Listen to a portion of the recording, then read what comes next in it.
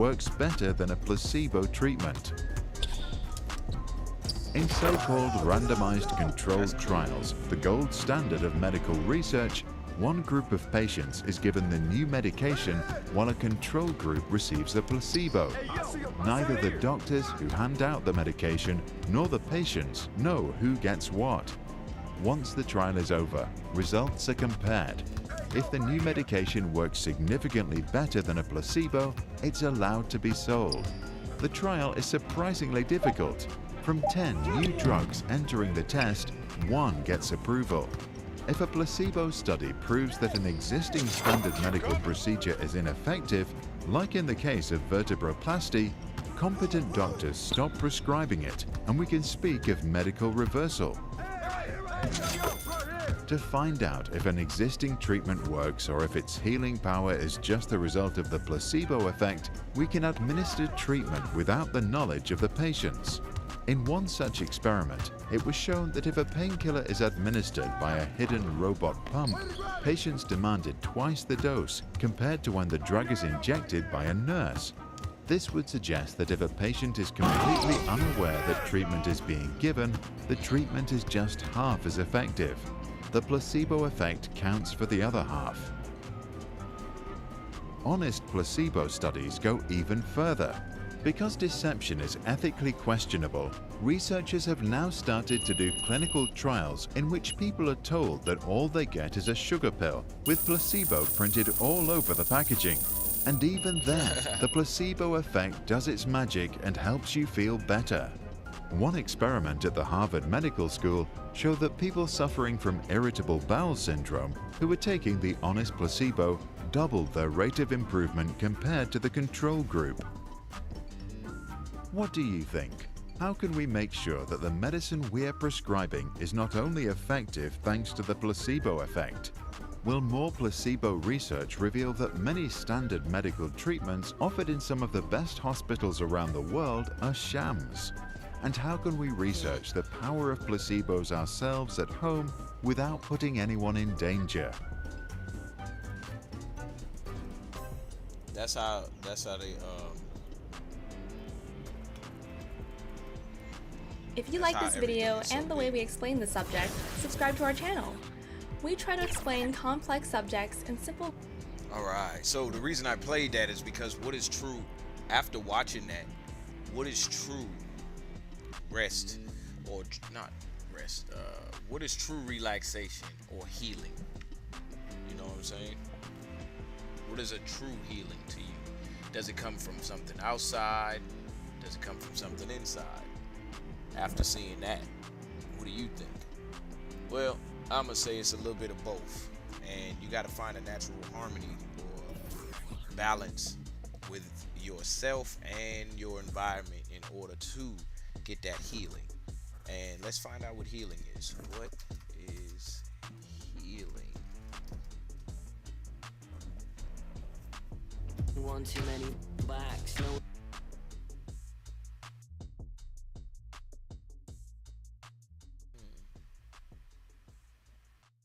What is the definition of healing?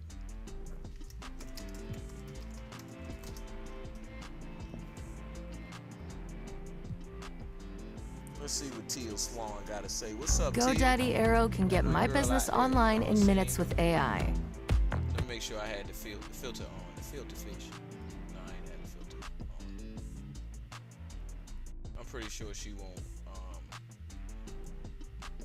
Maybe she will. Maybe she won't. Do me a favor. Stop this video right now. All right. And do what?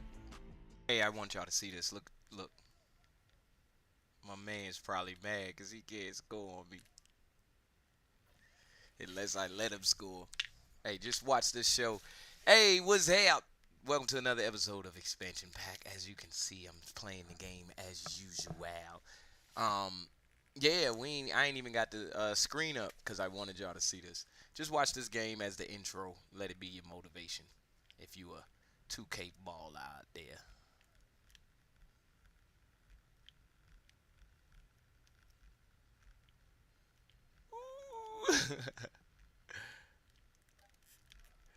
I bet you them moves usually work on me. I mean, on people, huh? Got him. Ah! Ah! Ah! Yeah.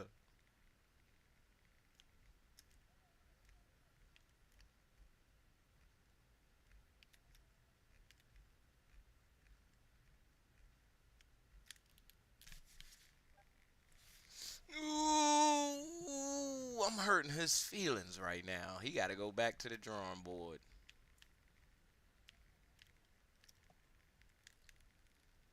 Got him.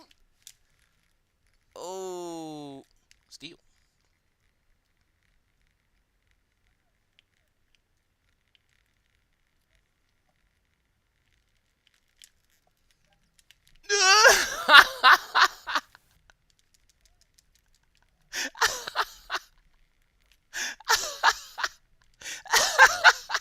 Bruh, you will not score unless I let you, bruh. Them moves don't mean nothing to me, bruh. Oh, man. They probably usually work, but not today. There you go. Good job, good job.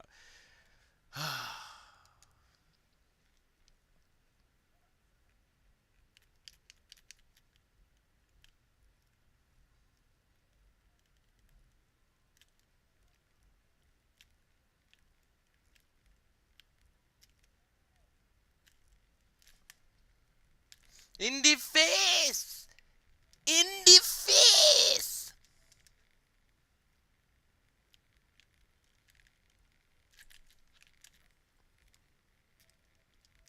You probably thought you was good, huh?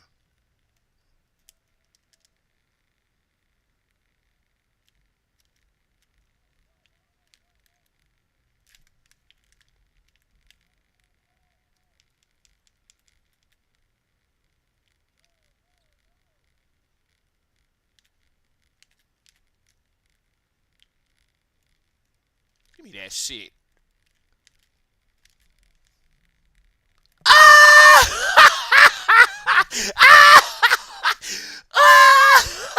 Hey, move. Just move out the way. Let me win, bro. Move. Move. Get out the court. Get off of here. Oh, my gosh. Jeez, bro. Oh, my gosh. Oh, Lord.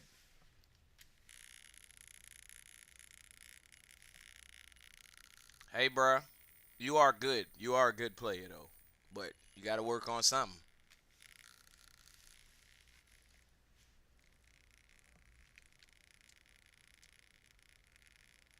All right, y'all. Welcome to another episode of Expansion Pack. I am your host, Dan F. Man. I have found my zone on this 2K, and I'm not coming up out of it. Because I always said one thing. If it's one thing I know how to do in this world, that's play basketball. I know how to play basketball and get out there. It's like riding a bike. You feel me? So, let me get this motivation started for the day. I hope that was motivation for y'all, because I was not about to lose. Was not about to lose that one. Alright, so let me switch this sound off. Alright, cool. Alright, motivation. What we got?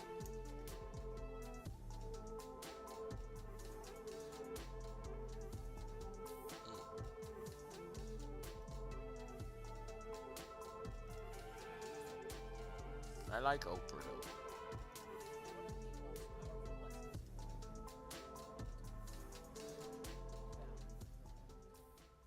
You see, so often we live in a world that tells us we must surround ourselves with others to feel complete or validated. Society places so much emphasis on being part of a group, having friends, and being constantly surrounded by people as if that's the measure of our worth. But the truth is, there is profound beauty and strength in learning to be content and whole in your own presence. When you're alone, you're often given the rare gift of stillness In that stillness, you find the space to connect with yourself in a way that's impossible when you're constantly moving, always busy, or caught up in. One of the most powerful lessons a woman can learn in her lifetime is how to truly value her own company. You see, so often we live in a world that tells us we must surround ourselves with others to feel complete or validated. Society places so much emphasis on being part of a group, having friends, and being constantly surrounded by people as though that's the measure of our worth. But the truth is, there is profound beauty and strength in learning to be content and whole in your own presence. When you're alone, you're often given the rare gift of stillness. In that stillness, you find the space to connect with yourself in a way that's impossible when you're constantly moving, always busy, or caught up in the demands of other people. It's in that quiet solitude where you can hear your own thoughts, feel your own emotions, and understand what truly matters to you. Valuing your own company means giving yourself permission to experience that solitude without guilt or fear.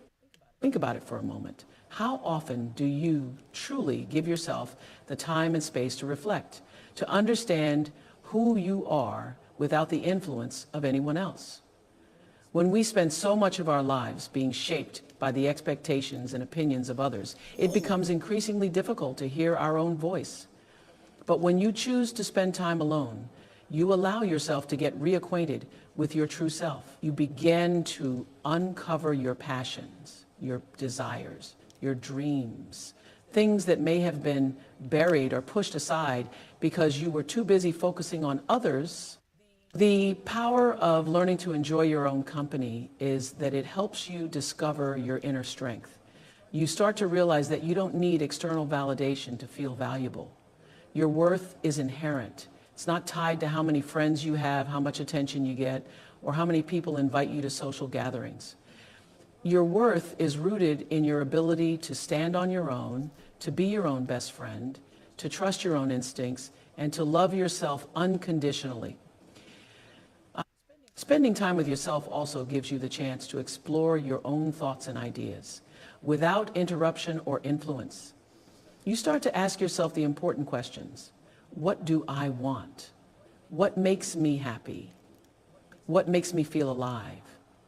And you begin to realize that you don't need anyone else to answer those questions for you. The more you spend time alone, the more you'll understand that the answers lie within you. No one else can define who you are except you. Moreover, being comfortable in your own company leads to greater self-sufficiency. You learn how to be resourceful, how to find joy and fulfillment in your own life without depending on anyone else for your happiness. You become more independent, not just in practical ways, but emotionally too. You stop looking for someone to complete you or make you feel whole because you realize that you are already whole. Your emotional well-being, your peace of mind, and your happiness are not dependent on others. They're cultivated within yourself. And let's not forget, when you value your own company, you start to set healthier boundaries. You stop overextending yourself to people who drain you, and you stop seeking out relationships that don't serve you. Instead, you begin to recognize that your time is precious, and you can choose where and with whom you invest it. You'll find that you're no longer afraid of saying no when you need to, and that you have the strength to walk away from situations or people that no longer align with your truth. You begin to protect your peace, which becomes one of your greatest priorities. Another beautiful thing that happens when you embrace your own company is that you become more comfortable with the idea of self-love. Self-love is not just about treating yourself to a spa day or buying yourself gifts, though that's nice too. It's about learning to honor yourself in your thoughts, your actions, and your decisions. It's about looking in the mirror and saying to yourself, I love you. You are enough. This doesn't mean you're perfect or that you have it all together. It means that you've learned to accept and embrace yourself as you are, flaws, quirks, and all. The deeper you get into valuing your own company, the more you'll find that you become less susceptible to external influences. You stop seeking out the approval of others because you realize that you don't need it. You stop comparing yourself to those around you because you understand that your path is your own, and that's where the beauty lies. You stop questioning whether you're good enough because you know that you are. In learning to be your own best friend, you begin to experience a deep sense of peace. There's no need to fill every moment with noise or distractions because you've learned how to be comfortable in your own skin. You've learned how to enjoy your own company. And that, my dear, is one of the most powerful things you can ever do for yourself. When you truly value your own company, you will never feel alone. Even when you're physically by yourself, you will find contentment in the quiet moments. And you will begin to appreciate the life you've built for yourself, knowing that it was all possible because you learned to love yourself first. This is a truth that can be difficult to accept, especially for those who value loyalty, connection, and the bonds they form with others. We often grow up with the belief that friendships, once made, are meant to last a lifetime. After all, we hear about the best friends forever promises, and society teaches us that strong, lasting friendships are the mark of a successful life. But in reality, not all friendships are meant to withstand the test of time, and that's perfectly okay. Good school. In fact, some friendships are only meant to last for a season, providing us with exactly what we need in a particular moment of our lives. Think back to different phases of your life: childhood, adolescence, your early adulthood, your career years, and you'll likely realize that the people who walked alongside you during these times were there for a reason. Maybe they helped you navigate a difficult transition, supported you through a challenging situation, or simply provided companionship during a lonely period. These friendships served a purpose, even if that purpose wasn't meant to last forever. What we often fail to understand is that friendships, like all relationships, are fluid. They evolve with time, and just as we change and grow, so too do the dynamics of our friendships. It's easy to feel betrayed or heartbroken when a friendship fades away. But this doesn't always signify something negative or personal. It simply means that the friendship has run its course and it's time to let go, not because anyone has done something wrong, but because both parties have outgrown the need for that particular connection. Sometimes we hold on to friendships long after they've naturally ended. We keep them out of a sense of obligation, fear of being alone, or a longing for the comfort that comes with familiarity. But clinging to friendships that no longer serve us can be emotionally draining. When a friendship begins to feel one-sided, when the connection is no longer fulfilling or supportive, it's a sign that the relationship may no longer be healthy. We all deserve friendships that nurture us, lift us up, and add value to our lives, not drain us or weigh us down. Recognizing when a friendship is no longer aligned with who you are becoming is a sign of maturity and self-respect. Not all friendships are meant to last forever because people change. You change, I change. Growth is a natural part of life, and as we grow, our needs, values, and priorities evolve. The person you were 5 years ago is not the same person you are today. And similarly, the person you were friends with back then might no longer align with the version of yourself you are now. This doesn't mean that the friendship was fake or unimportant. It simply means that it was time for you to move on. And that's okay. The beauty of life is in its constant change and evolution. And that includes the relationships we form. There are also times when a friendship ends because of a natural separation due to distance, geographical, emotional, or even intellectual. People move to different cities, start families, shift careers, or find new interests that take them on a different path. Just because someone is no longer in your immediate circle doesn't mean the friendship didn't matter or that it wasn't valuable. Life sometimes requires that we make new connections, seek new opportunities, or embark on new journeys. In these moments, we must learn to honor the memories of the friendships we've had without holding on too tightly, knowing that sometimes letting go is part of the process of moving forward. Then there are the friendships that end due to conflict, betrayal, or misunderstanding. These are some of the most painful types of friendship endings, especially when they come as a shock. We invest time, trust, and love into someone. And when that bond breaks, it can feel like a part of us is broken too. However, it's important to remember that not all breakups are bad. Some are necessary for your growth. People will disappoint you, betray you, or fall short of your expectations, and sometimes the best thing you can do is to walk away. Not all people are meant to stay in your life forever, especially if they bring more harm than good. Recognizing when to let go of a toxic friendship is not an act of weakness. It is an act of self-love and self-preservation. It's also important to understand that there is a time and a place for everything in our lives, including friendships. There may be people who come into your life at a certain time, and you connect with them deeply, but as time goes on, the relationship may fade.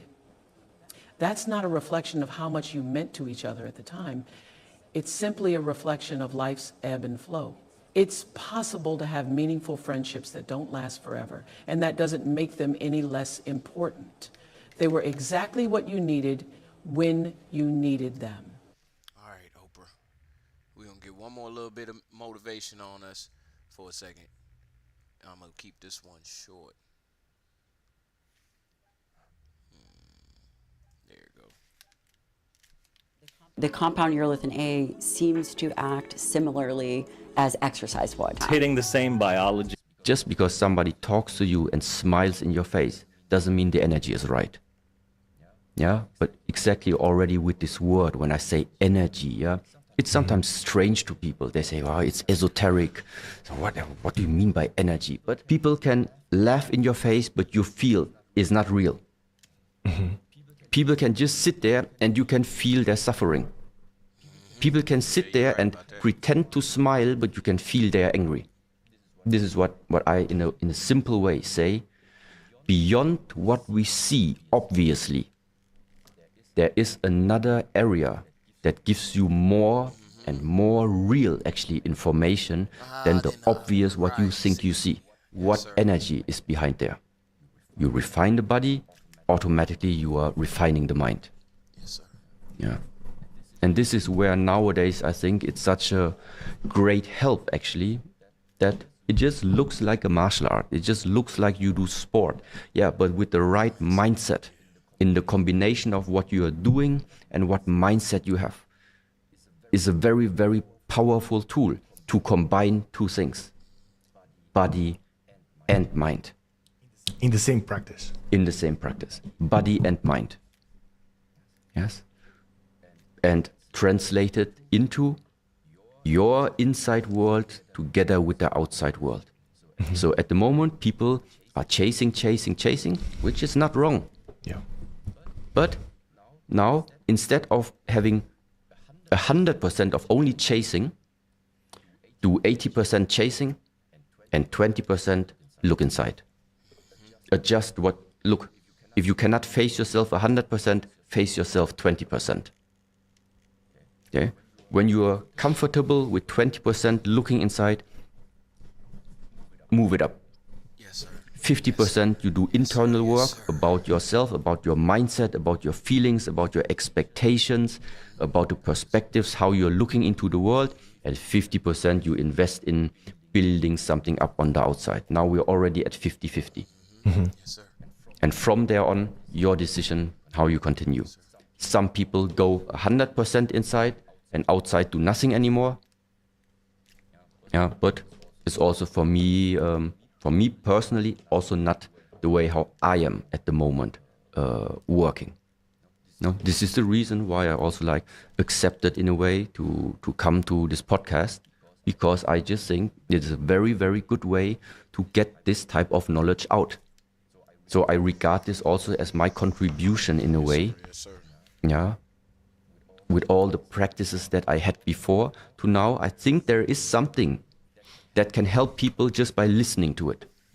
That's why I do it. Yeah. But on the other side, when podcast and all the events are finished, then I'm by myself, all alone. I'm very happy to be alone. I have no problem with that at all. and then go into my internal practices, refine myself, and actually working on myself. So working on yourself on the one side, and then with everything that you have discovered, give it out, do something, contribute to this globe, contribute something in this earth. This is my balance that makes me feel very, very comfortable. What are you doing when you're alone?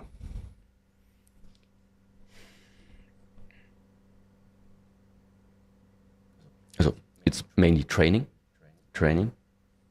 or also really sensing inside where are the gaps. So just really sitting there and asking myself, what is the reason at the moment I don't enjoy this life? What is missing? Yeah. What's the reason right now for you to be unhappy about this life? Simple question like this. And really, this is something that everyone can do, right? Yeah. Not can do, only probably should do. Because if you don't ask this question, the answers most probably cannot come. So you just sit and you ask yourself, why don't you like why don't you like your life right now? Yeah. What is the gap? What is missing in my life? Yeah. What do you think you still need? Does it really make sense? Imagining you would have already what you are wishing for, how would it change you right now? Now let's put it simple like this. Outside I have at the moment, maybe I have my Porsche standing. Now just imagine, instead of the Porsche outside, this time it's a Bugatti standing. Both of them your car. How does it change you sitting here? Nothing. Nothing. Yeah. Only when you sit inside. Then there is a difference. But for right now, there are many things on the outside. They don't matter. What matters is, how do you feel right now? This is what matters. So there is something simple about it. You know, the problem many times in nowadays world is that you are not here. You cannot just be alone with yourself. Either when you're alone with, either you're drifting off into the past about what everything went wrong in the past, or you're drifting off into what you still want to see and have in the future. So this projection either into the future or the memories into the past. Both of these things is what makes you suffer. We can sit right now over here and think about what happened last week, and then maybe it makes us angry. Or we can sit right now here and we look into next week. Oh no, financial department's gonna come. Yeah, and also makes you suffer again. But right now, there is no reason to suffer. I don't suffer. Okay, y'all. Let's get right for the Great ideas can come. Our topic for today is correcting alignment. We're going to correct some alignments. Let's see what alignments we can correct. Go ahead, have that point. Correcting alignment.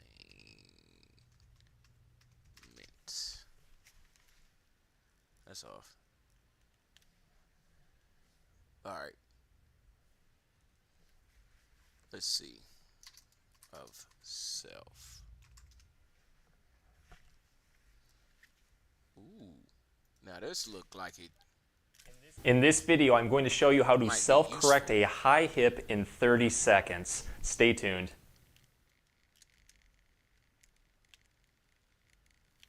Hey everyone, Dr. O here at Spine Care in St. Joseph, Michigan. So maybe you're dealing with a high hip, a leg that maybe just feels short, or just an unbalanced pelvis. This technique is a very quick fix to help all of those. And the great part about it is it doesn't require any special equipment. You can do them at home, possibly even at work. I also would say that this would help you in between a chiropractic adjustment just to keep everything mobilized and moving and keep you level. So let's get started with it and get those hips back into alignment. So if you want to make sure that this is working for you, do a simple before and after. Take your thumbs, feel off to your sides right here in the front. You're going to find two large mounds. Those are the iliac crest. When you look into a mirror, notice the position of the thumbs. If one feels like it's tilted up, you know at that point that it is not in balance. And after doing this exercise, if it actually levels off, it could possibly be helping you. You can also take a spot right here on the back and kind of feel like right in the low back around the belt line, you'll find two big mounds. Do the same thing. Just kind of feel if one is tilted up, and at that point, after doing this exercise, if it feels like it's more in balance, it's probably working for you. So we're going to be doing an isometric exercise. Just lay flat on a surface, on the floor, in bed, and what you need is a long, sturdy stick. I'm using an old beat-up broomstick right here. You can use a stick off a toilet plunger. If you don't have any of those, go out in the yard and just grab one. But you just want to make sure that it's sturdy, it's not going to break while you do this. So bend the knees just like this and bring one knee up towards you. Slowly slide the stick in between the legs so it's supported by the bottom leg at the top of the knee and then below the knee here. What I'm going to do with this is just bring my legs up, and then this bottom leg is going to drive back towards me while the top leg drives away from me at the same time.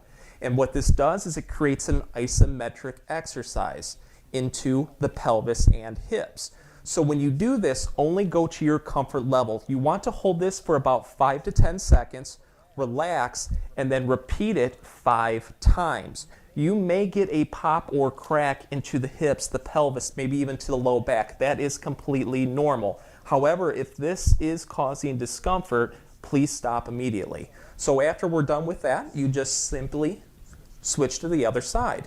And you're going to do the same thing. 5 to 10 second holds, relax, repeat 5 times. And this next part is very important. So what I'm going to do is I'm going to take my fists, I'm going to put them together, I'm going to lift the legs up just like this, I'm going to put the fists in between my knees, and I'm going to drive the knees together, and I'm going to then just squeeze. This will probably get your SI joints to pop, crack, or self-release. And it usually feels pretty good. I hold this one for about 5 seconds, relax, and then repeat that one also 5 times. So if you are having lingering issues with one leg that feels short or your pelvis, hips are not staying in balance, let's focus on this next exercise that's going to target the muscles around that area, strengthen them, and you might find that your chiropractic adjustments hold longer, or you just have less issues with your hips. So this strengthening exercise is incredibly easy to do. I'm going to be using a yoga block for demonstrative purposes. You don't need one, just use a staircase instead. I'm going to be demonstrating it also with my stick because it's going to help with posture. If you don't want to use the stick, just use the side of the wall to help balance. You might find that's a little bit easier.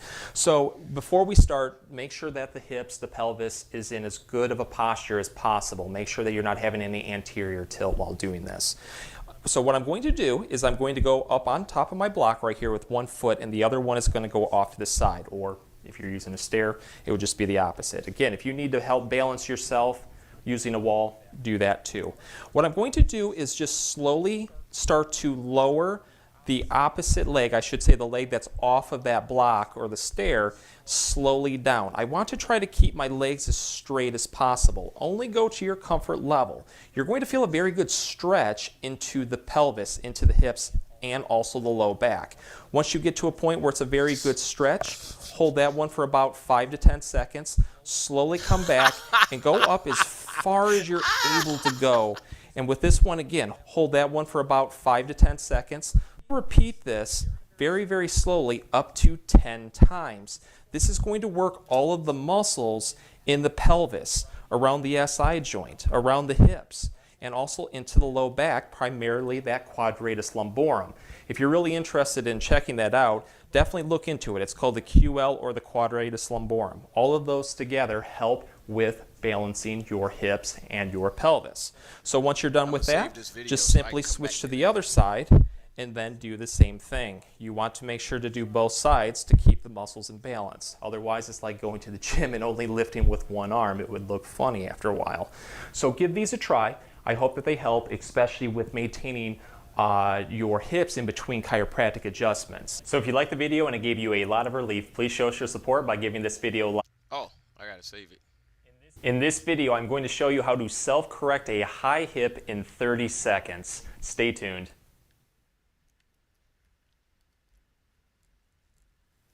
Hey everyone, Dr. O here at Spine Care in St. Joseph, Michigan. So maybe you're dealing with a high hip, a leg that maybe just feels short, or just an unbalanced pelvis. This technique is a very quick fix to help all of those. And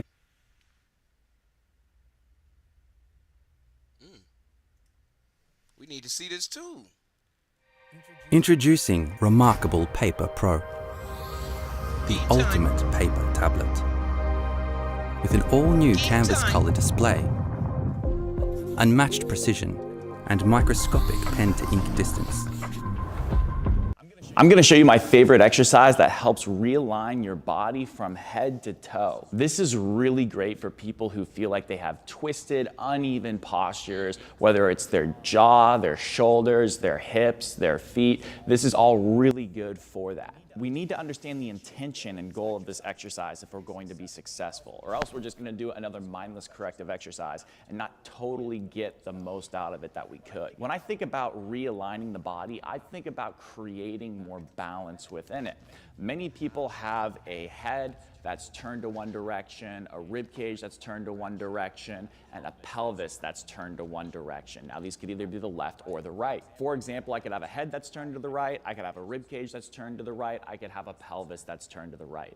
Or I could have a head that's turned to the left, a rib cage that's turned to the right, and a pelvis that's turned to the left. So I'm now all twisted. I'm not going to go into full detail into how you can assess exactly which direction your body is turned in each of these segments, but I do have a deeper detailed video I'm going to link down below in the description.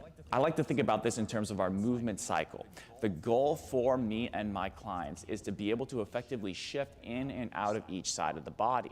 Typically, when we have these twisted postures, it represents someone who can't effectively shift into one side altogether through the head, the rib cage, and the pelvis.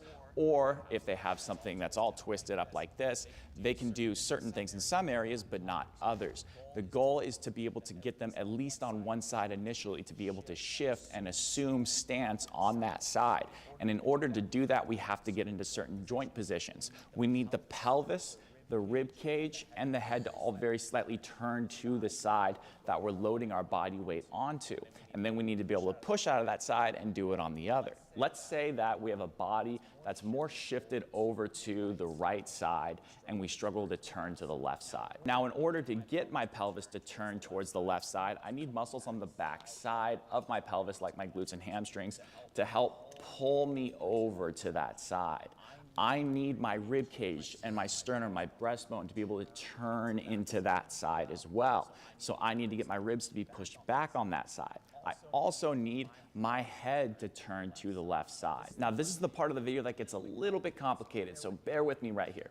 When we go into left stance and we shift left, because the head is turning to the left, the jaw is going to rotate relatively to the right.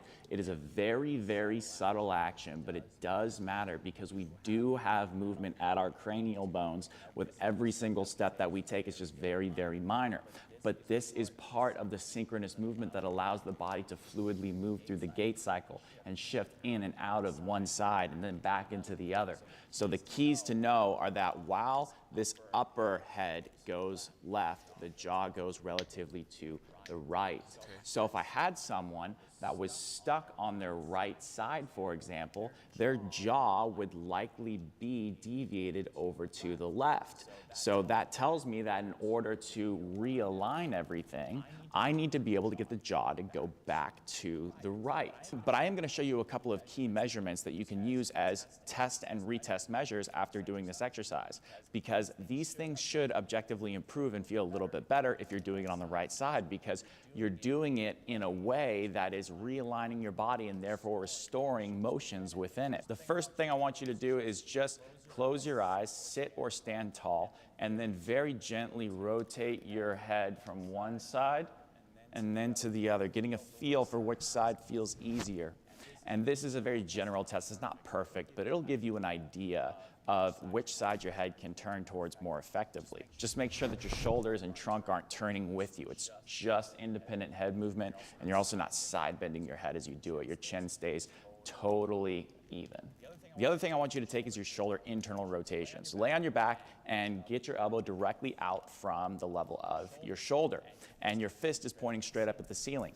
Drop that arm, that forearm that is, very slowly until you feel like this shoulder is gonna pop forward and come off of the ground. At that point, that's the end of the test. So take that on both sides. Finally, take your active pelvis rotation. This is telling you which side you can more easily turn your pelvis towards. So all you need to do for this is lay on the ground with your arms out by your sides, feet and knees together in a bent knee position, both feet flat on the ground initially. You're gonna let your knees and feet fall together, still connected off to one side and then to the other side. You'll know when to stop the test once, let's say my knees were going to the right side. Once my left shoulder starts popping off of the ground, that's the end of the test. Compare that from side to side. Now let's say you had 2 out of 3 or 3 out of 3 tests indicating that you are overall more turned towards the right side. You would do this exercise on your back with your left knee bent, and you would do this trying to push your jaw over to the right side. Addressing the whole body and relating it to how we move through the gait cycle is a key component of my beginner body restoration program. This program addresses common movement and postural limitations and can even be individualized if you so wish. So if you like this type of approach, check it out down below in the description. Here are the detailed exercise instructions. I encourage you more than anything else not to try too hard on this exercise. If you try too hard, you're gonna kick on other muscles or other things you don't want engaged. So literally try this with a 3 out of 10 effort. This is the G-Dirt technique from Applied Integration Academy. What we're gonna do is get in this staggered setup where we're laying on our back and we have our foot that we're going to be trying to pull our pelvis back on, sort of propped up on a door frame or a box or something like that. It just needs to be sturdy. So that way our heel is on the ground and we have the ball of our foot up against this thing. The other leg is straight and totally flat and relaxed on the ground. We have a towel roll underneath Trevor's head, so that way it's just thick enough so that way his chin is passively supported and pointing straight up at the ceiling. It shouldn't be so thick that it's pushing his head excessively back or so thin that his chin is dropping. We're going to make sure that the low back is in a flat position first. So what we're gonna do is just gently exhale through our mouth. Feel our rib cage come down all the way, maybe about a 5 to 6 second soft but full exhale. That should help flatten out the back. Now we're gonna close our mouth, inhale through our nose. Now on the next exhale, what we're gonna do is drag down with the heel on the left. That's gonna help tilt our pelvis into a posterior tilt on that left side. That's gonna engage our hamstring mostly, maybe a little bit of glute too. And we're gonna take this left arm and we're gonna reach it down, and that's gonna drop the shoulder on the left side. Keep your head in the same place. Okay, now we're gonna take a breath here. Inhale through the nose. Now on the next exhale, we're gonna put 2 fingers on the side of our right chin if our left leg is the one that is bent. So it's the opposite of whatever leg is propped up. We're gonna very gently open our mouth and push our chin very slightly forward. And then we're going to try to push our jaw to the opposite side. So we're trying to push our jaw to the left, but our jaw is going to resist that. And we're going to feel muscles on this side. So if I'm pushing my jaw to the left and I'm resisting that, I should feel muscles on the left side of my jaw engage. And we're gonna hold this position. I'm done spending an obscene amount of money on takeout every week. Done. I'm getting back on track with Factor. Fresh, never. And then we're gonna do that for 5 seconds, just holding it without breathing. And then we're going to relax everything. And just feel everything, every muscle in your body relax. So one more time. Let's go through that again. The first exhale, just feel the low back get flat. And then inhale very gently through the nose. The next exhale, drag down with the heel. This left arm reaches lower, but the head stays in the same place, dropping the left shoulder. Now, we're going to take an inhale there. On the next exhale, put 2 fingers on the side of your right chin, very gently push it forward, and then try to, again, move your jaw to the left, but your chin is going to resist it. It's just really chill, maybe a 2 out of 10. You should feel those muscles on the left side of the jaw engage. You're not gonna breathe, you're gonna maintain that exhaled position while you're maintaining that hamstring on the left and the jaw going to the left as well. You're going to maintain an exhaled position. Remember, on the exhale, I cued you to push your jaw very slowly forward and then try to resist that push to the left. You need to make sure you don't do anything. You're just focused on feeling the hamstring, the reach on the left, and what's going on with your jaw, and you're not breathing. Once you hold that for 5 seconds, relax everything. Reset entirely, and then go again. You're gonna do this for sets of about 5 to 6 cycles of this. The most common mistake here is people using too much effort. This is a very gentle and relaxed activity. So your effort level here should be about a 3, 2 out of 10, not any more than that. If you do more, you're gonna kick on stuff we don't want. So an example of trying too hard would be reaching too much with this left hand and the head follows it. What should happen is if we reset right here, Trevor just gently reaching down drops his left shoulder, but his head stays in the same place. If you're having a hard time keeping your low back flat, even with that initial exhale, you can take something and you can put it underneath the leg of that side, just like that. That'll help passively tilt your pelvis back. And you can use whatever you want, as long as it's making sure that your low back is nice and flat and relaxed after you get that initial inhale and exhale, and it doesn't cause you to strain yourself to keep your back relaxed. After doing this for about 2 sets of 5 to 10 very slow and controlled breath cycles, again with just that 3 out of 10 effort, you should be able to retest these ranges of motion and notice an improvement. If you didn't, try doing it on the other side. Just experiment with it. Because what that might mean is that yes, you may be overall turned to one direction, but you need to realign everything on that side before then going back over to the other side. And that's the case in some people, but most will benefit by getting themselves to go back towards the side they're turned away from. I want to give a huge shout out to Applied Integration Academy for this exercise, specifically Mike Cantrell and James Anderson. I've had both the privilege and the pleasure of working alongside and learning from these guys over the last year or 2, and it's just been an incredible experience. They're always trying to push the needle forward. They're always being innovative, and this exercise is from them. I will link their information down below in the description as well. This actually was good for me because I've been theorizing this. Because think about it. You do a bunch of things throughout your life, even from, I don't know, like 3 years old on, to whereas you may have failed. You know what I'm saying? Stuff done moved around and aligned differently. So imagine you never realign yourself. So by the time you get to be 20, well, let's just say 16. By the time you get to be 16, you seeing like some sort of chiropractor. I'm not gonna say just a chiropractor, because you may be a high school student and go to the trainer, the trainer for the athletic trainer. You may be in college and go to the athletic trainer, or you may have an athletic trainer, or hitting the gym all the time, or doing yoga, or doing, you know, these different things, but you're not focused on just alignment. Like, are my arms straight, legs straight, sternum straight? Like he said, look at that skull, that thing hanging like, you know what I'm saying? So it's not just just imagine your fingers too, you know, you used to holding stuff certain ways, so it's curved or whatnot. So I just wanted to throw that out there. That's pretty cool. I saved this video too. I'm gonna do that exercise with the that the one man said about the hip realign. I'm tripping. All right, let's see one with the filter on.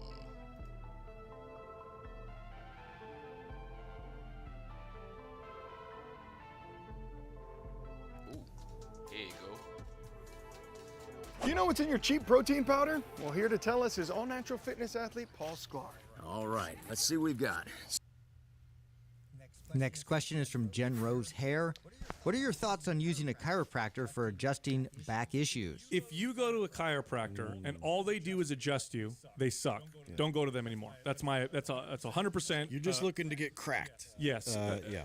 Okay. So it's the same to me as if you go to a trainer and all they do is work you out hard. If you go and you hire a personal trainer and your first 5 sessions look like this, you just getting your ass kicked and you coming back up, your trainer sucks. Totally. Chiropractor's the same way. If you go see your chiropractor and all he does is pop you, crack you, make you feel good for that moment, and you go and that's all of what you get from him, terrible chiropractor. Right. Now here's why, okay? If you do an adjustment on somebody and they feel better, but you don't correct the reason why they're out of alignment, I'm putting in quotes because that's their terminology, right? If you don't correct the reason why they're in pain in the first place, if you don't correct the root cause of why they're out of alignment, they're just going to go back to where they were before, and then they're going to have to come see you again. And so you see this pattern with some chiropractors where they'll sell these big packages of sessions, and you got to go see them every single week. I got to go see my chiropractor on every Monday, otherwise I start to feel bad. Here's what a good chiropractor looks like. They use adjustments judiciously, but they use a lot of exercise and correctional movements and mobility movements to correct the root cause of why you're hurting in the first place. Those are the ones you want to go see. But the adjusting people, and then even worse, I don't remember what they called it, but it was like this. In the chiropractor world, there's like these people that teach chiropractors how to make more money. And one of the strategies was to have lots of beds lined up in the same room, and you set people up in these beds, and you adjust this person, adjust that person, adjust. And so you see 6 or 7 people. Like a factory line. Yeah, and I don't remember what it was called, but there was a terminology for it. And it was just, I remember one time one of my clients went to one of these people. The whack 'em and crack 'em And I saw it, and I'm like, oh, this is just an adjustment factory. And the dude's charging everybody here. I've been the one like that where it's like they break up the appointments like 8 minutes apart for the entire hour. So, you know, this person's getting in 8 people in every hour or two. You also have to place a little bit of guilt back on the consumer coming in, because the expectation for them is that they're going to feel good and be relieved in that instant moment and then walk out and, you know, go about their day. But it just doesn't stop there. Like, you have to look for somebody that actually is going to give you a plan and, you know, get to the root of the issue and give you something of substance. Well, this is why it's so deceiving. I mean, that was why it was so hard as a trainer to like explain this to clients that had chiropractors. And many times I get a client and they've had a chiropractor for 3 years and they love him or her. But I feel good. Yeah, exactly. When they adjust, because they go do it and it doesn't even matter. You can sit there and explain everything you just talked about right now, and it's like in one ear out the other, because I feel better every time I do it. So, and the truth is, it's the adjusting part is not the bad part. It's just they need to complement that with exercises and stretches to go along with it. You know, and honestly.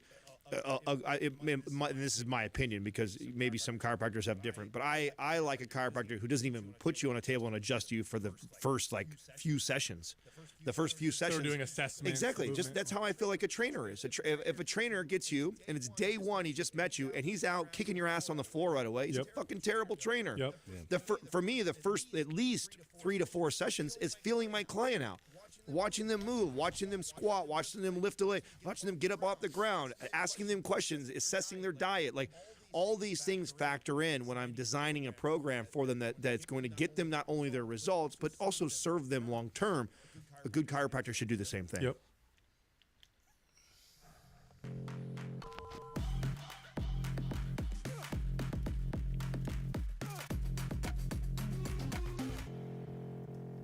I'm going to just pick one.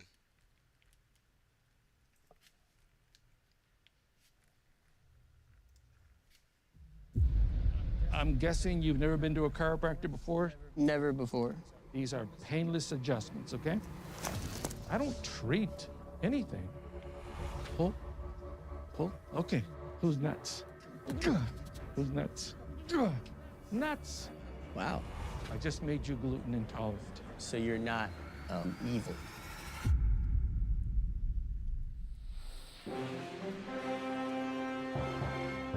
I'm going to fast forward through something. Why are you having the neck pain, the back pain, all of this? I don't know, I guess maybe could it be like stress related or something? Emotional stress. Wow. It was quite the revelation to discover that all of my physical issues came from a single source. Everything has a beginning, and stress is your beginning. While just knowing this wouldn't instantly cure me, it still was a relief to finally have some clarity. Dr. Rodriguez then had to reset my energy switches. So all I have to do is reset the switches. This would help alleviate my poisonous, stressful energy, and hopefully in turn, cure my bodily pain. So the reset switches are here. You already found them? Yes. Wow. Pull, pull. Okay, great. Okay, you can put this down. All right, so I've reset everything.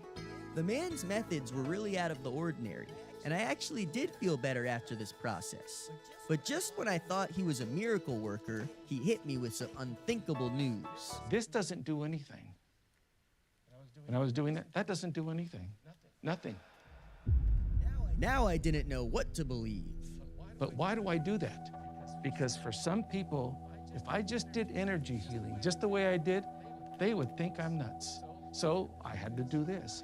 I had to have them touch here. Touching had nothing to do with anything.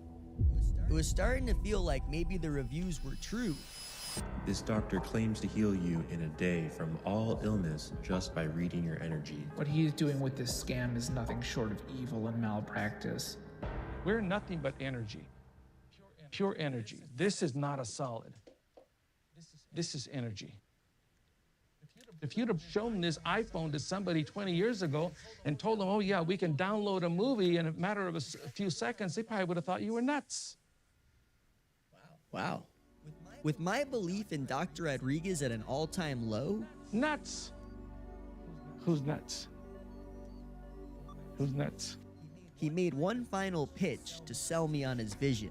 I'm fixing causes, okay? I don't actually heal you because that's not the power that I've got. All I do is remove the roadblocks. And the roadblocks were emotions. Emotions are the cause of absolutely everything on this planet, from cancer to a common cold. Since everything is emotional, what we want to do is we need to change our perspective. If I think it, then I am what I think I am. You want to get well? You want to get better? You need to think positive, be positive. You need to forgive yourself. I was looking to be adjusted, and instead he told me I need to forgive myself. The day after he did his energy healing and pretend adjustment, I had a terrible migraine and almost passed out reading a book to my son. Anyway, well, thank you for sharing this all with us. This has been incredible. You're welcome. I wrote a book on this. I was about 1 to 2 months away.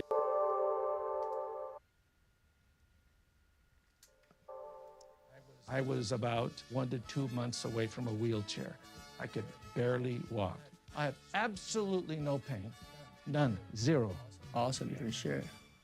I wasn't sure that my bodily pain would be totally cured by just thinking positively, but I was open to it. However, before I could get too focused on positive thinking, I had to get to the bottom of his 1-star reviews.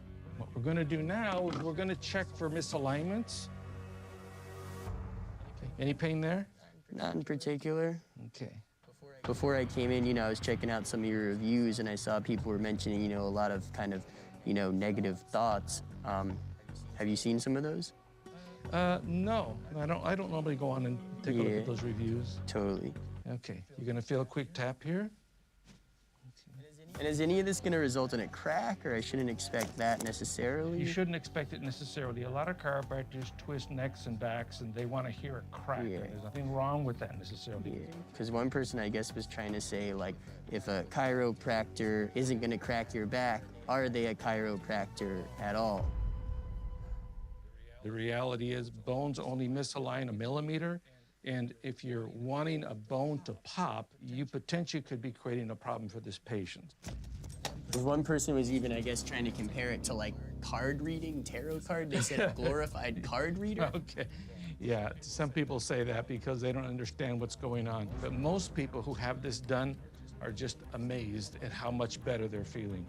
Do you remember the one person in particular? I guess they said something about the next day they had a migraine after coming here. They were reading to their kid, I guess he said, and that you told them they needed to forgive themselves or something. I don't know what that is. I mean, one even said something about like a malpractice compared to like the act of evil. I don't know anything about that review. I don't read those reviews. So you're not evil. I don't think I'm evil, no. No, I don't think so, yeah. What I try to do is get my patients well, and that's what I'm concerned with, and that's what I focus on. Well, you can't fault a doctor who cares more about his patient's well-being than his one-star reviews. And what he was going to do next would put his skills to the test like never before. Is anybody you know who has a particular back or neck problem or food intolerance or? Yeah, I have a friend named Cooler the Don, and he has, I mean, sorry, I'm like freaking out just thinking about his diet. But basically he's like, celiac, he can't eat gluten, he can't like eat shellfish. Dr. Rodriguez told me to call Cooler the Don to get his approval for us to cure him of his allergies. I'm here with Dr. Rodriguez. I'm on the move, man. What's the deal?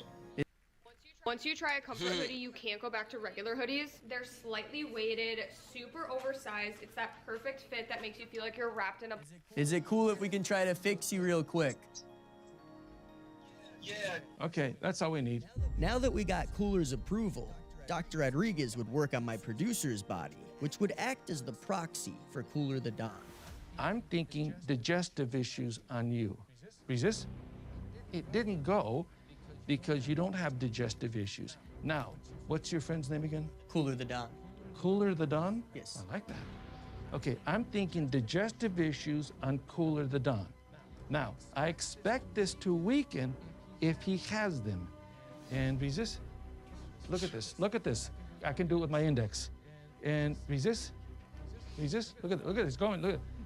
Now this is not a trick, he's twice my size. I just fixed it. Now, I expect this to weaken if Cooler the Don has digestive issues. Resist,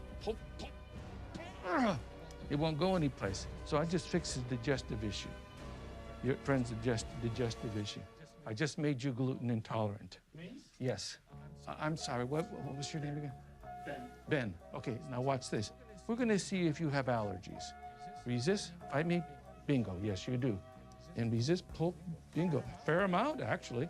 Could you make me back to being gluten intolerant? Oh, no problem. Okay, I just did it. Cool.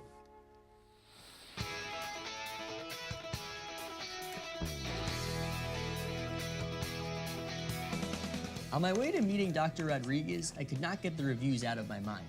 To my delight, I was met with a kind and passionate man who simply wants to heal people. I understand this is an unconventional and controversial way to practice, so this may not be the place for you.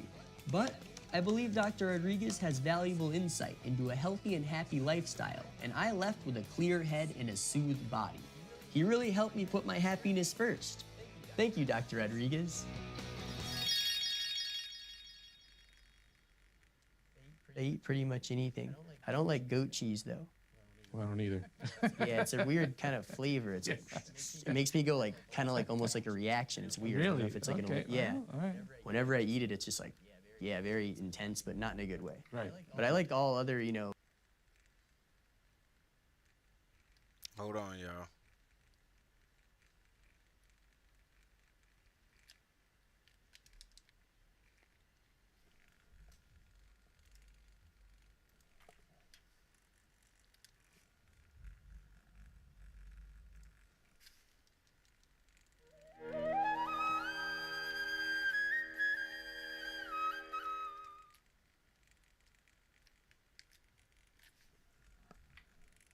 Just got to be introduced, that's all. You're paying too much attention to everything around you, not enough attention to this one. But the quality of your life is essentially determined by how you carry this one. Yes or no? This moment, what kind of clothes you're wearing, what kind of car you parked outside, what kind of home you live in does not determine the quality of your life. This moment, how joyful are you feeling within yourself determines the quality of your life, isn't it so? Nothing has been done about it. You think it'll happen in consequence, and you're setting impossible goals for your happiness. If I have to be happy, my wife should be like this, my husband should be like that, my children should be like this, the world should become some other way. Well, these are impossible conditions you're setting for your happiness and peacefulness. Now that you have compromised yourself to peace, why I'm saying compromise yourself to peace is because a lot of people have given up aspirations for being ecstatic or blissful. If I'm just peaceful, it's enough. Even the so-called spiritual leaders are going about and saying peace is the highest goal in your life. Peace is not the highest goal in your life. If you want to enjoy your lunch today, you must be peaceful. Yes or no? If you're not even peaceful, there is nothing in your life that you can do in a worthwhile way. To be peaceful essentially means this, that you're not messing your mind. To be peaceful means that your system is at ease. You know how to conduct your mind, you know how to conduct your emotions, your body and your energies. You are peaceful. It is not a rocket technology. It is the most basic thing. You have a dog at home, you give him his food, he sits peacefully. Maybe not ecstatic, but peacefully. Many times they're ecstatic also. Yes? If your dog is able to sit peacefully, oh, he doesn't have to run my industry. That's not the point, he's got his own stuff going.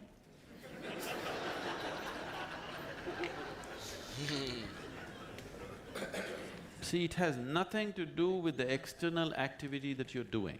It's got something to do with the internal systems as to how they're functioning. Essentially, it means neither your body, nor your mind, nor your chemistry, nor your emotions, nor your energy are taking instructions from you. They're doing their own thing. Once your machine is not in your control, being peaceful is impossible. I'll tell you, you get into your car and now you go there and you want to turn this way. You do this to the steering, it goes this way. Can you peacefully drive this car? No. Can you? No. Anxiety is natural, isn't it? This is what has happened to your vehicle. It's out of control. You've never done anything to find out where the steering wheel is, first of all. This is not that simple as a car, this is a super computer. Now the problem is most people have not even bothered to find the keyboard. They think if they do this, somehow it'll work. When you're given such a highly sophisticated machine, if you do not conduct it properly, it will cause many problems to you. By accident it's working. I want you to know this is made this way. If you hold your hands like this, it'll breathe one way. If you just turn it around, the very way you breathe, the breathing pattern itself changes in your lungs. You can try it if you want when you have the time. This way, this way. I'm saying everything that you do, fundamental changes are happening in this machine because it's such a sophisticated machine. It's more than a touch screen. If you just wish it, it will happen.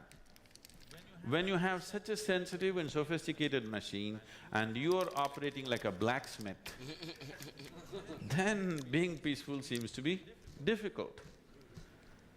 Peace is not the highest goal in your life, it is the most fundamental requirement. Don't ever set peace as the highest goal.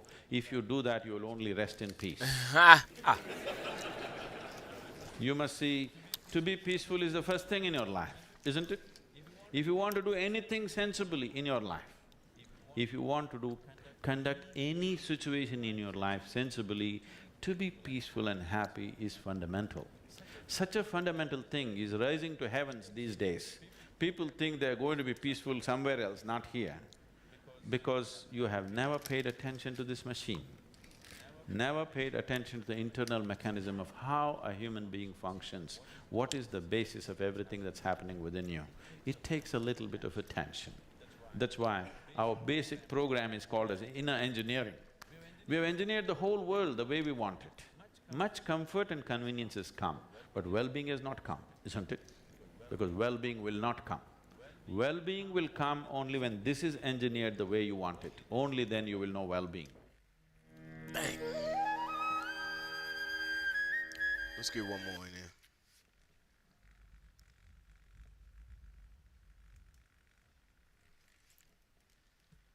I knew I was underwater. I just didn't realize I was this underwater.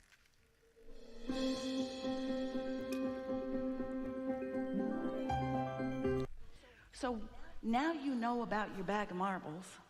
or your light board or whatever analogy you want to make work for you. Every time that you're living a scenario, wanted or unwanted, connect those dots just a little bit. And the most wonderful part about all of this is that when you've decided that you want to feel good and you've taken the time to focus on easy existing matches that do feel good, and then you see things that match those easy, in other words, don't take some drama, I know so-and-so is going to be there and that's never good, but I'm going to fix it. No, you're not. You're not going to fix it. You've already activated it. You've already activated it. We suggest you just don't go. But if you have to go, because martyrdom is real, if you have to go out of responsibility rather than being called to it, if you're assigned to it, if you've got to go because they're expecting you to go, then drink something strong. Try to diffuse your focus as best you can, and don't look them in the eye. In other words, decide that you're going to take charge of what you're emitting, and the better job you do of either not thinking about that person ever, which is hard when they gave birth to you, and they're still holding that against you. Yeah. You'll develop some skills that work for you, and what you'll begin to notice is that you can accomplish in every situation, especially after you play with this for a little while, scenarios that win-win. You focus upon the best of those that you know are going to be there, and by the best of them, we mean the parts of them that make you feel the best, the parts of them that are the easiest for you to focus on that feel good. So that's your point of attraction. And what you're going to begin to notice is that the best of those around you, not just the humans, but the beasts too, not just the specifics, but the general too, the traffic, the world in general. You're going to discover that the law of attraction is responding to your self-interest. We're just asking you to make your self-interest be. And this is the clarifying piece. Your self-interest matches the self-interest of your inner being. Now here's why. Yes, ma'am. You were source energy before you came into this body. And then you thought part of that consciousness into this physical body, and splat, here you are. But the larger part of you remains non-physical. And even though the larger part of you, humans call it soul or source, that larger part of you is aware of all of the pieces of your life experience, all of the rooms, all of the vibrational fields that you walk into. Your inner being walks in there too. And your inner being has a bag of marbles about you and about everything else that's in that room. So when what's active in you matches what's active in your inner being, oh, your power of influence is so lovely. You're a lover, and you're clear-minded. You have clarity and balance and good timing. That's who you are. So what we are encouraging you to think about is, before you walk into any human experience, align with the bag of marbles that your inner being's got going on about those people, because your inner being only knows their positive aspects and has only thought about their positive aspects for so long that you're not ever going to dissuade or persuade your inner being to join you. Esther says, Abraham, I think you need more information about that person. Right. Because she knows that when she's got a tug of war going on with us, she's not going to feel good. And so it occurred to her years ago, maybe she could get us to stop tugging toward the nice part of everything. If you would just join me in my logical hatred for that person, then I wouldn't have to feel bad. But over all these decades, she's come to know we're not coming to the dark side. In other words, we know who they really are. We know what they really want. That's where we're focused. And so we're not asking you to take on the responsibility for all of them. You know, you want them to change because if they were nice, it would be easier for you. But you don't get to decide what anybody else's point of view is. Right. You don't even get to understand why anybody else has their point of view. You don't know what they lived when they were little or when they were bigger or even yesterday. You don't know why they are active in the way that they are. You only know why you are active in the way that you are. And so if you'll stop living the conditional life that says, clean up these conditions, make these laws, make these rules, get these people to obey, get these people to behave in ways that when I focus upon them, I can naturally feel good. You got to give that up.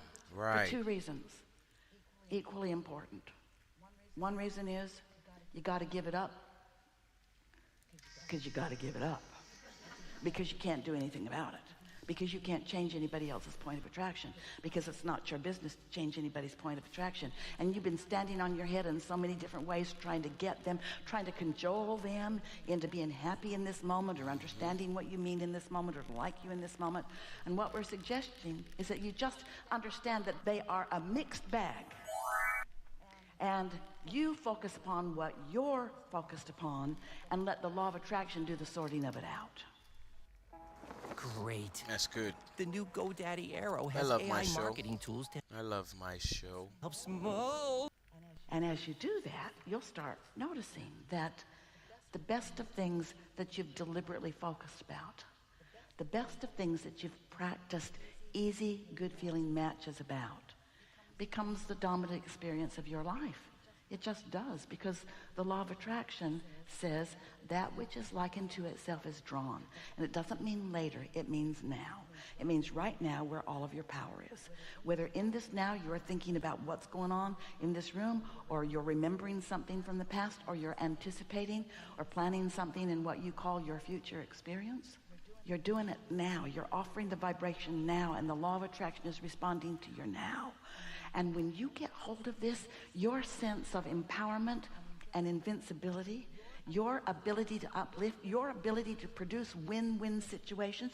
Do you know you can't have a win-win situation with any other human or any other human experience, any other physical experience of any kind? You can't have a win-win experience if you haven't first found the win between you and your inner being.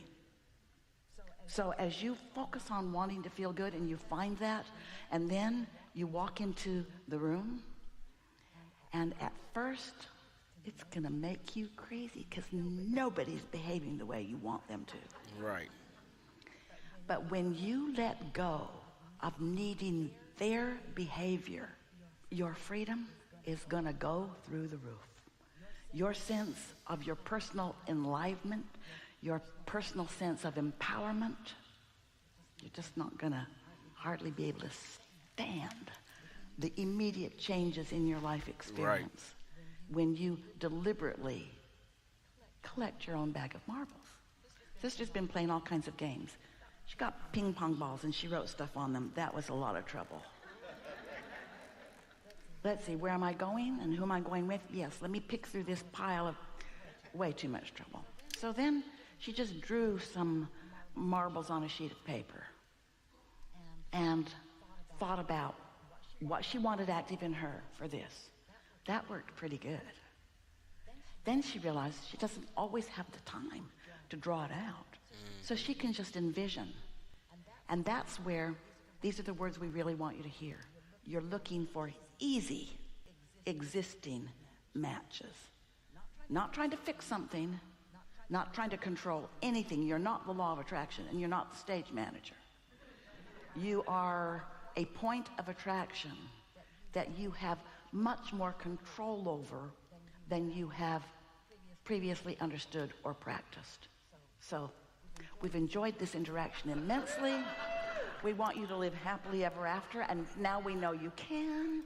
It's not going to happen first crack out of the box, but eventually, like even later today, you'll notice that your life is better. So that's our story, and we're sticking to it. And when you make it your story and you stick to it, you're going to discover who you are, how much importance you brought with you, and how your life is supposed to be good, and you're capable of guiding it in those ways. So, what do you want to talk about? Some things. I enjoyed that.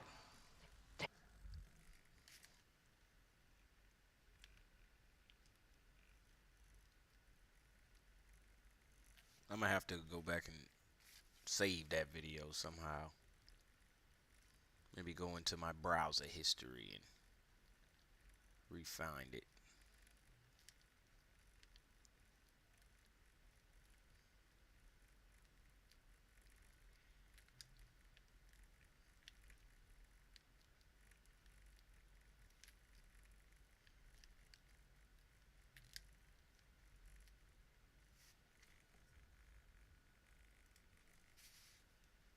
What separates great thinkers and the okay thinkers isn't talent. It's what they do with their time. And the greatest thinkers humanity is... So today, let's talk about values and how to know whether or not you and your man's values align. Hold up, bro. Because the last thing you want to do is date someone... Hold up. It's for women. I don't need that. Okay, so we would rather take a discussion about what you meant about the relationship. Yeah, you started okay. to offer that to us. Yeah, okay, I'd like to continue that. Yes. So basically I'm talking about a beautiful relationship, and I'm obviously And interested in... how does that beautiful relationship, what does that mean? Oh, it Shit just outta mean here. elation, everything, and then when you become more intimate, you then tend to start to have expectations, make plans and stuff, and then you can try to, you might not agree on certain things, and you're just trying to see how you can keep it going. Well, that's what we were just talking about. Given what we just talked about, and how it resonated with you, what does that mean that you would now do? Well, instead of that? Yeah, so what I like to do is I'll go into the differences, because I remember you once said that it's the differences that makes your relationship strong. And I really like to go into all that and see how you can, because sometimes you tend to want people to be, or your partner to be the same as you in order to agree. And Well, that's that conditional stuff exactly. again. So I don't want that. So let's not take the time to go into a lot of all of that. No. Just give us one example of some condition that needs to be different, because that's what you're talking about. In other words, you created a magnificent... I don't want anything to be different, but I want to be able to, as soon as I feel, it is like moment by moment, as soon as I feel that I would like a certain condition, like a commitment to, for example, go traveling. But think about what we're saying here. Yeah. This is good. So I get it that I create through thought and alignment. I get that. And I'm feeling happy. And now I'm focused in an action part of my life, and I've found something that I've decided to be unhappy about. Yes. And I see what you're going. And so what do I do now? And we say, so now the momentum is such that there's really not much that you can do. And yet that's where most people spend most of their life. Yeah, okay. That's what you spend most of your thoughts thinking about. Yeah, I see. So the answer is you leave it right there, and you say, this feeling is my indication that I'm going about it in the wrong way. I'm going about it in the way that will not work. I'm going about it in an action way. I'm asking for something that is not. I'm not adjusting my vibration. I'm asking for something else to change so that I can have a response to it. Yeah. And so back away from the thought. So how could you get back into the awareness of the loving relationship? So you get a good night's sleep, you wake up, and then what do? You focus upon something about the relationship that feels really good. Yeah. And as you focus upon something about the relationship that feels really good, then the relationship blossoms even more for you. And then again, you stumble on a difference, something that you want that the other one doesn't want. So then what do? Do you wrestle it to the ground and kill it? Do you have an argument about it? Do you have a debate? Do you weigh the pros and the cons of it? That's just more of shoring up your that's just adding more engines to the end of the train that you don't mean to. So what do? You cease the subject. You let it lie dormant for a little bit by meditating or taking a nap. You go to sleep, you wake up, and now you're focusing upon the beautiful aspects of this relationship again. And as you continue to do that, if you will continue to realign with who you see, this is the thing that you're not remembering, and it's the thing that we talk so much about. Everything that you want, that everything that you have not found in the relationship that you think you want, when you didn't find it, you put it into your vortex. You didn't find it, so you put it into your vortex. Now it's in the vortex is doing the work. Law of attraction is gathering the cooperative components. Your inner being is there amplifying all of that.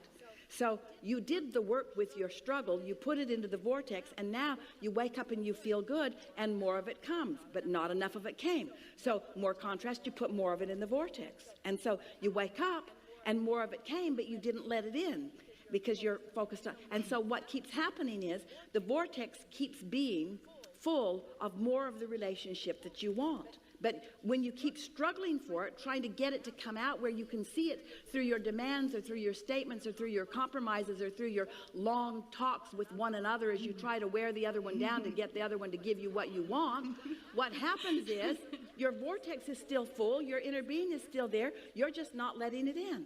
And so at some point, we so want you to realize you've already got it done. You don't have to argue your point anymore. You don't have to convince anybody that they need to be different.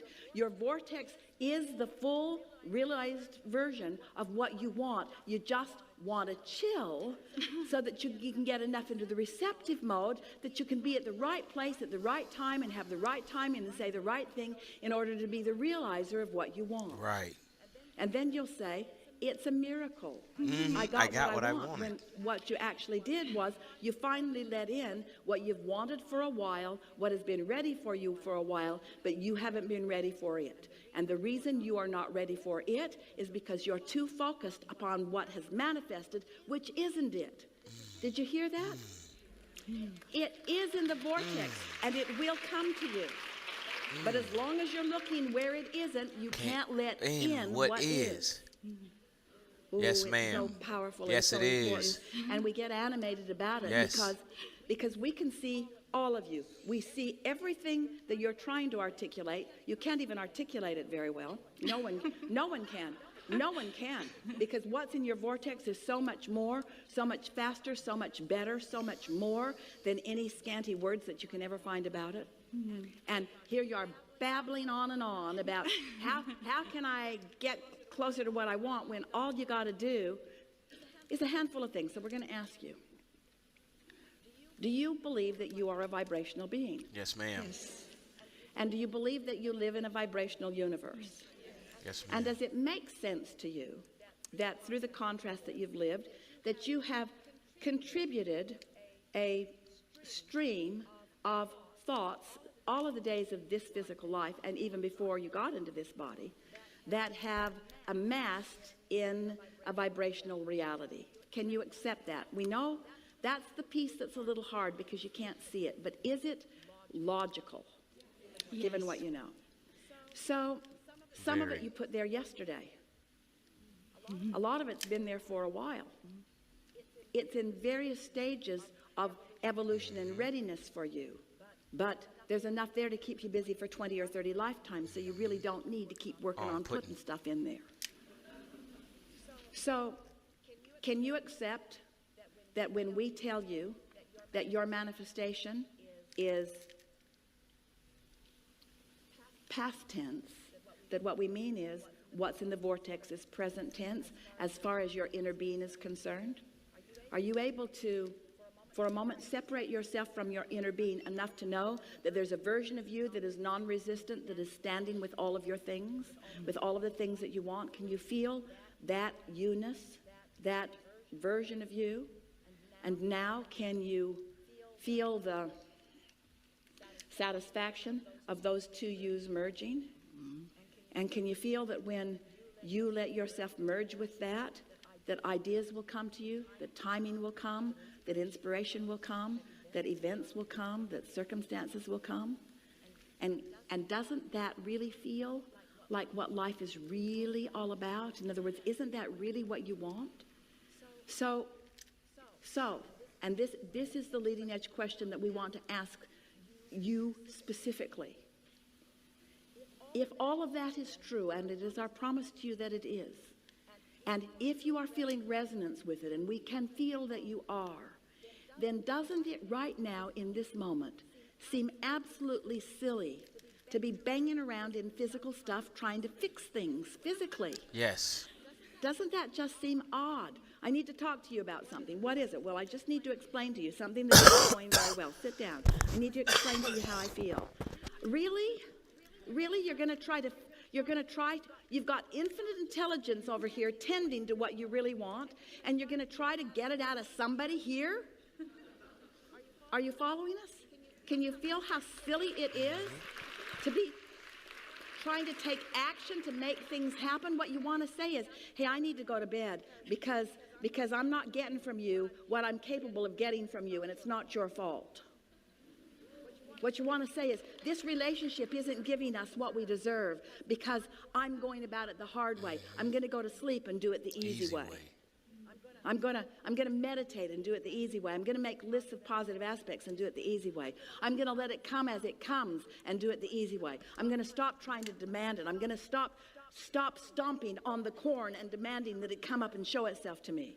I'm going to let it gestate. I'm going to let it get ready, and I'm going to get ready, and we're going to rendezvous. I'm going to rendezvous with my true desire, and you might be in on it. I don't know for sure. I'm going to rendezvous with my true desire, and all cooperative components that the universe has gathered up are going to be. Now, you might not want to tell this to everybody, but you're understanding it, aren't you? Mm-hmm. Don't you feel less inclined to try to create through conversations, and more inclined to know that the vortex knows, and more inclined to get in alignment, and then more inclined to have the conversation, the right conversation, when it's inspired to you? So what we just talked about, what we just explained to you, is what deliberate creating is. And everything else, the things that you were talking about and the things you were wanting us to guide you about, that's reacting. That's reacting to conditions. So when we're talking about conditional living, mostly what we're saying, if you want to be unconditional, you want to be non-reactive to conditions. Because when you're reacting to conditions, you're not in your power. You're not in concert with your inner being. You're not utilizing the energy that creates worlds. You're out there on the raw and ragged edge. You are a paltry, puny piece of yourself trying to make things happen. Did we do a good sales job? Don't you want to plug in first and then get into the receptive mode and then? Mm-hmm. Don't you never want to talk about a relationship again? Don't you just want to tune in to who you are and just let the universe deliver to you exactly what you want? Don't you want to feel the satisfaction as you are surprised and delighted with things from people that are in your life or new people that are coming into your life? Don't you know that satisfying feeling of, as it's manifesting, recognizing that it was in the vortex, and now you must be in that right place that is allowing it out for you to experience? So, do you know that you are the creator of your own experience? Yes, you do. Do you know that you live in a vibrational universe? Yes, you do.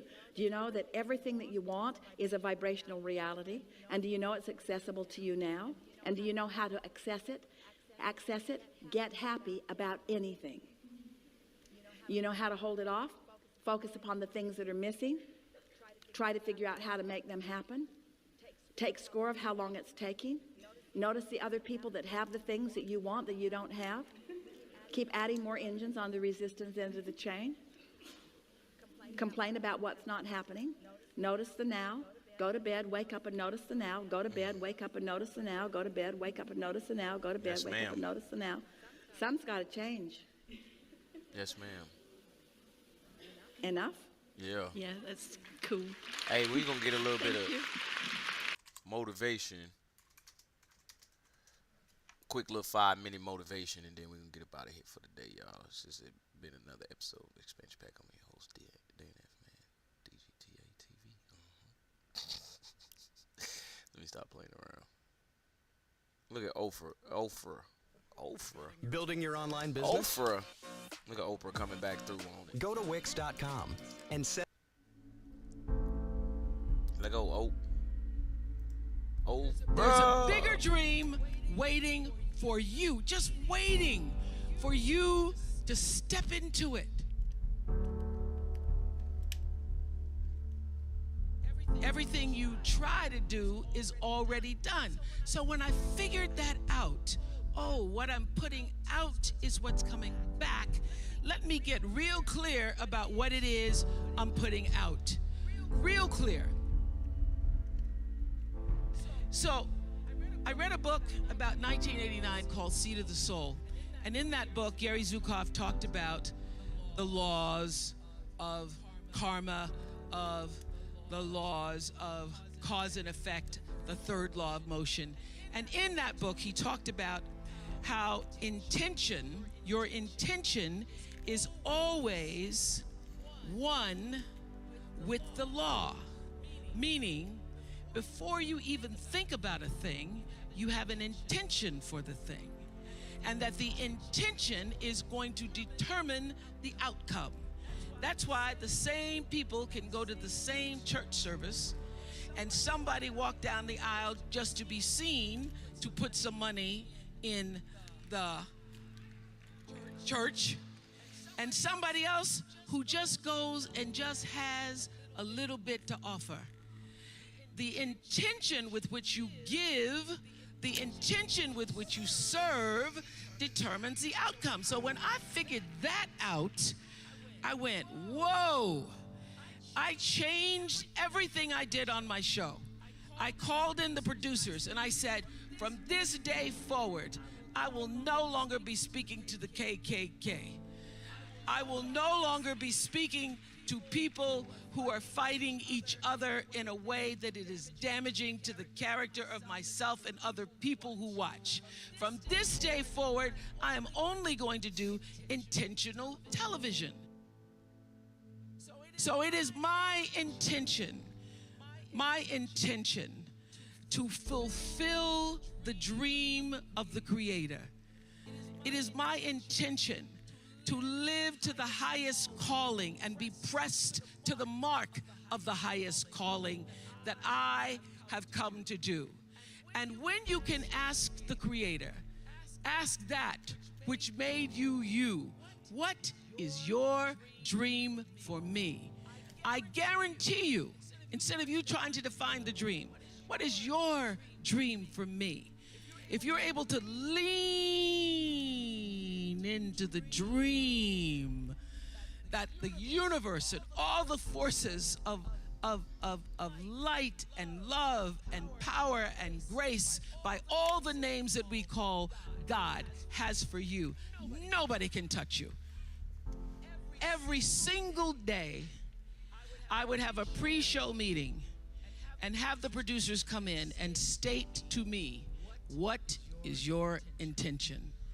How do we want to use whoever is on this show, whatever is happening on this show, to serve the audience in a way that fulfills the mission of uplifting, enlightening, encouraging, as well as entertaining. And if it doesn't do that, then I can't do it. There's a bigger dream waiting for you, just waiting for you to step into it. To step into it. Your life is big. Your life is huge. And we spend so much time wanting to be in somebody else's life. And you don't get honored, you don't get revered, you don't get celebrating wanting what somebody else has, because that which created you, divine intelligence that dreamed you from before your ancestors ever knew they would become your ancestors, that which dreamed the seed of you wants you to know how special, how wondrous, how mysterious, how complex, how glorious, how phenomenal you are. And you get no credit messing in somebody else's territory or trying to have power over something you have no control. Another one of my favorite teachings is The Wizard of Oz. When the Wicked Witch of the West says, go away from here because you don't have any power here, you have no power in any territory other than your own. Oh, but you are the master of that. You get to be the master of your own fate. You get to be the captain of your own soul. And if you just manage that, if you just took care of your territory, oh, the glorious, glorious, glorious, wondrous, wondrous opportunities and possibilities that are waiting for you. So the question is, what are you resisting? What are you pushing against? What are you not allowing? What are you blocking because you have this idea of who and what you're supposed to be, instead of leaning into the dream that's already been created and waiting for you. It's waiting for you. And the second, it's an instant thing. It's a shift in the way you see yourself and the power from which you have come. I went through some tough times after I left the Oprah show. I made a conscious decision that when I felt I had said all that I could say and the audience had heard it, that I would move on and that I would not spend my life regretting or trying to hold on to what used to be or hold on to what I had. So I dreamed this dream of starting a network. And in the beginning, it was a struggle. It was a struggle because honest to goodness, I did not know what I was doing. I was trying to figure it out.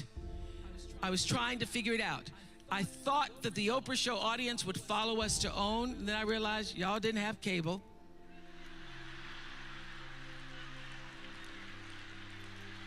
I'm done spending an obscene amount of money on takeout every week. Done. I'm getting back on track with Factor. And if you had cable, you did not have the OWN package. So it took me a minute. And unlike most people who you get to have your mistakes in private, some don't go right in your life, you get to sulk about it in private. If I make a mistake, it's on the CNN crawl or the CNN news. So when I was in the climb and there were so many wonderful owners, I see Churl Action Jackson here. There were so many wonderful owners, people who said, oh, we're gonna stand with you. We're gonna stand by you. Thank you, Roland Martin. There were so many people who said, listen, we believe that this can happen. So I dreamed the dream along with Tyler Perry, who was my friend, who came to me and said, Tyler said, I'm gonna help you out because Tyler can go home and write a script and direct it, produce it, and shoot it, and do it for less money than anybody in Hollywood. So we started with the foundation of have and have nots.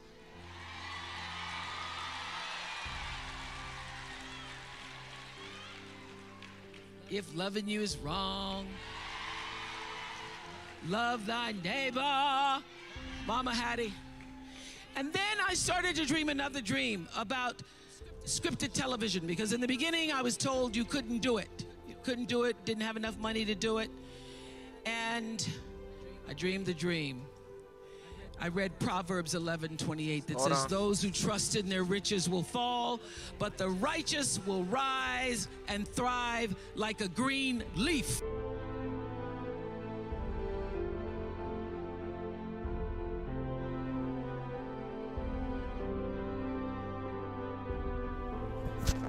All right, y'all. I'm out of here for the day. Peace. I'll see y'all tomorrow.